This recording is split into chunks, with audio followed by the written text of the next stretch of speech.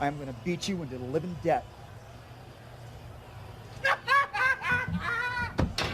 Welcome to Yelling About Mixed Martial Arts, the show where I yell about mixed martial arts.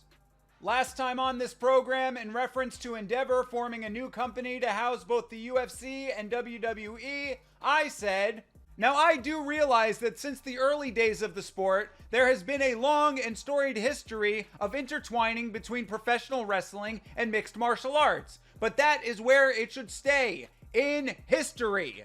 Any blurring of the lines only serves to blemish mixed martial arts. Then, at Fight Night Kansas City, Bill Algeo did this. Hey, listen, I would never retire in a dump like Kansas City.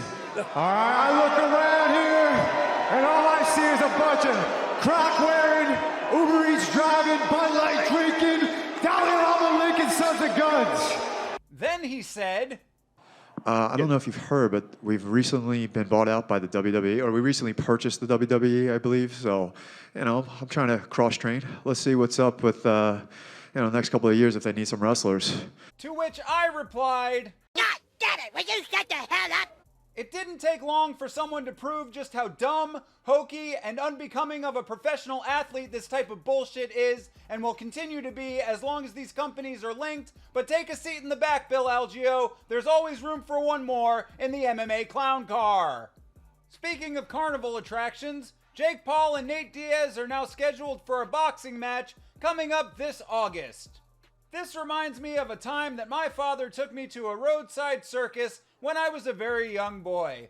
The circus had a bear tamer with a bear that must have been 75 years old. I asked my father what the point of this performance was, and he said that even though the bear was old, an old bear can still be dangerous. And I thought to myself, how great would it be if this old bear ripped the fucking bear tamer's head off?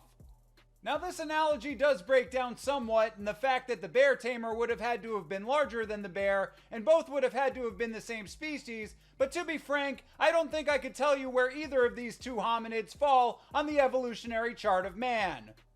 Nate Diaz was so excited about this fight being announced that he choked out a TikToker on the streets of New Orleans.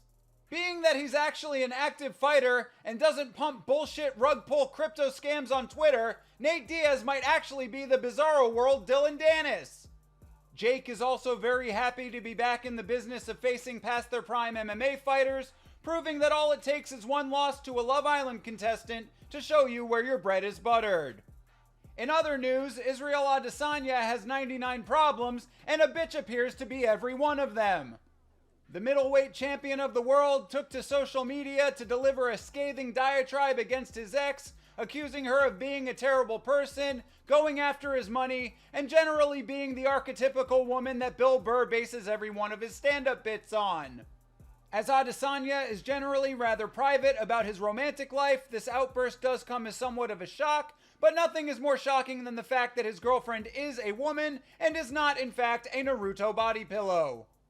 Last weekend, Sergei Pavlovich continued steamrolling his way to a heavyweight title shot, adding Curtis Blades to his list of impressive first-round knockouts.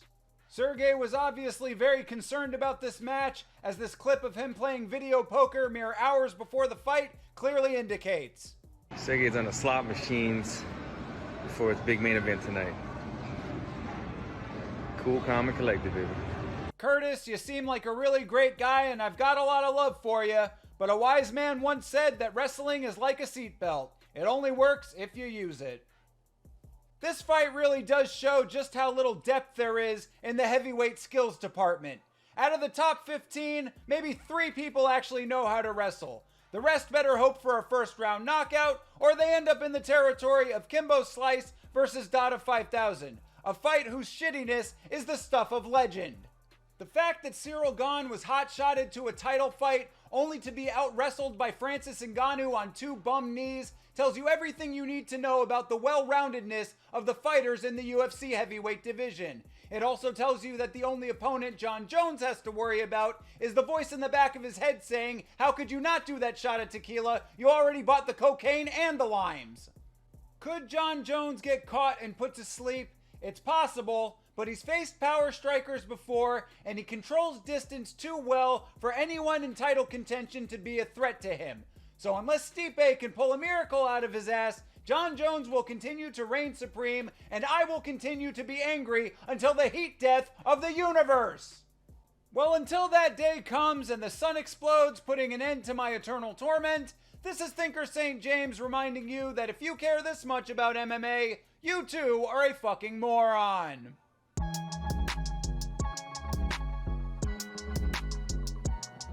By the way, I watched that Tank Davis versus Ryan Garcia fight, and oh boy, did that conclusion have the casuals coming out of the woodwork.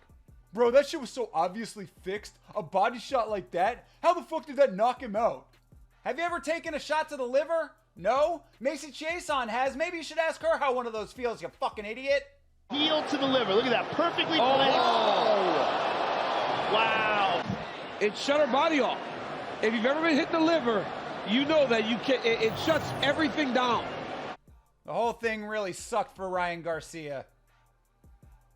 Not losing the fight. The fact that he had to talk to Conor McGregor afterwards. God, I feel terrible for him. It's